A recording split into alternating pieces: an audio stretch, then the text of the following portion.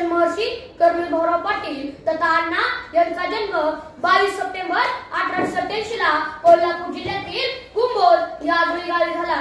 त्यांचे मूळ गाव आयतोडी बुद्रुक होते। त्यांच्या वडिलांचे नाव पायगोंडा तर आईचे नाव गंगाबाई होते। वांड्याच्या खोऱ्यातील सत्यासाठी लढणारा, सज्जनांचे रक्षण करता आणि दुर्जनांचा कदमकाळ म्हणजे सत्याप्पा भोसले यांच्या देखील कार्यकर्तृत्वाचा प्रचंड प्रभाव अण्णांच्या व्यक्तिमत्वावर होता। आपण सुद्धा अन्यायाच्या विरुद्ध लढायचं, गोरगरिबांची मदत करायची हे बाळकडू अण्णांना बालवयातच मिळालं होतं। पुढे वडील सरकारी नोकर होते। वडिलांसोबत ते विटा दहिवडी इस्लामपूर या ठिकाणी गेले। तेथे बालवयातील शिक्षण झालं। एके दिवशी अण्णांनी पाहिलं एका विहिरीवर अस्पृश्यांना पाणी भरून दिलं जात नव्हतं। त्यावेळी कर्नल अण्णांनी त्या विहिरीचा रहाटच मोडला। पाणी पिण्यासाठी तुम्ही भेदभाव करत असाल तर मी विहिरीचा रहाटच मोडतो, अशा बंडखोर मूर्तीचे अण्णा होते। ज्ञानोबलक या आपल्या मित्राला घेऊन घरी आले। आई रागावली, परंतु अण्णा मागे हटले नाही। पुढील शिक्षणासाठी त्यांना कोल्हापूर या ठिकाणी पाठवण्यात आलं। तेथे राजर्षी शाहू महाराजांनी उभारलेल्या जय हिंद बोर्डिंग मध्ये त्यांचं शिक्षण सुरू झालं। परंतु येथील कर्मठपणा त्यांना आवडला नाही आणि मतभेद झाले आणि अपरात्री त्यांना बोर्डिंग सोडावी लागली। पुढे छत्रपती राजर्षी शाहू महाराजांच्या राजवाड्यावर राहू लागले व शाहू महाराजांच्या छत्रछायेखाली वाढले। 6व्या वर्गामध्ये अण्णा नापास झाले। त्यावेळी अण्णांच्या शिक्षकांना म्हणजे भार्गवराव कुलकर्णीला महाराज म्हणाले, भाऊ पाटील हुशार आहे, बंडखोर आहे, क्रांतिकारक आहे, गुणवान आहे, कर्तृत्वान आहे, परंतु त्याला मार्क कमी आहे, त्याला पुढच्या वर्गामध्ये पाठवा। त्यावेळी कुलकर्णी मास्तर महाराजांना म्हणाले, भाऊ पाटील ज्या बेंचवर बसतो ती बेंच वरच्या वर्गामध्ये पाठवेल, परंतु मी भाऊ पाटलांना कधीच वरच्या वर्गामध्ये पाठवणार नाही। ज्या कर्नल भाऊराव पाटलांना 6वा वर्ग उत्तीर्ण होता आला नाही, त्या कर्नल भाऊराव पाटलांनी रयत शिक्षण संस्थेची स्थापना केली। अशा खंडातील एक दर्जेदार संस्था ज्यातून लाखो विद्यार्थी शिकले।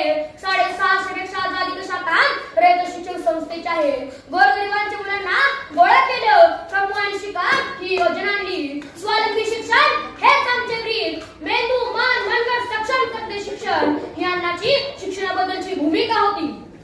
पुढे अण्णांची शाळा सुटली। अण्णा खिळ्याच्या व्यापारामध्ये आले। उद्योगात कंपनी, किर्लोस्कर कंपनी येथे त्यांनी नोकरी केली, परंतु येथे पैसा मिळेल, परंतु गोरगरिबांची मदत करता येणार नाही, लोकांना शिक्षण देता येणार नाही, म्हणून कर्नल भाऊराव पाटलांनी नोकरीचा राजीनामा दिला आणि पुढे सातारामध्ये एक कॉलेज सुरू केलं आणि त्या कॉलेजला नाव दिलं श्री शिवाजी महाविद्यालय सातारा। एका व्यापारी आला आणि कर्नल भाऊराव पाटलांना म्हणाला, अण्णा मी तुम्हाला 2 लाख रुपये देतो, तुम्ही जे कॉलेजला छत्रपती शिवाजी महाराजांचं नाव दिले ते नाव पुसा आणि तेथे माझं नाव द्या।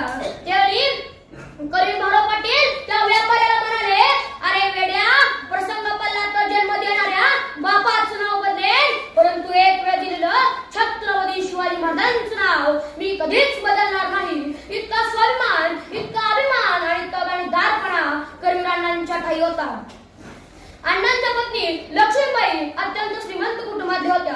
त्यांच्या अंगावरती सोन्याचे दागिने होते, दागिने मोडले, मंगळसूत्र सुद्धा मोडलं, परंतु आपल्या संस्थेतला मुलगा उपाशीपोटी झोपता कामा नये, शिक्षणापासून कोणी वंचित राहता कामा नये, म्हणून कर्नल भाऊराव पाटलांनी रयत शिक्षण संस्थेची स्थापना केली।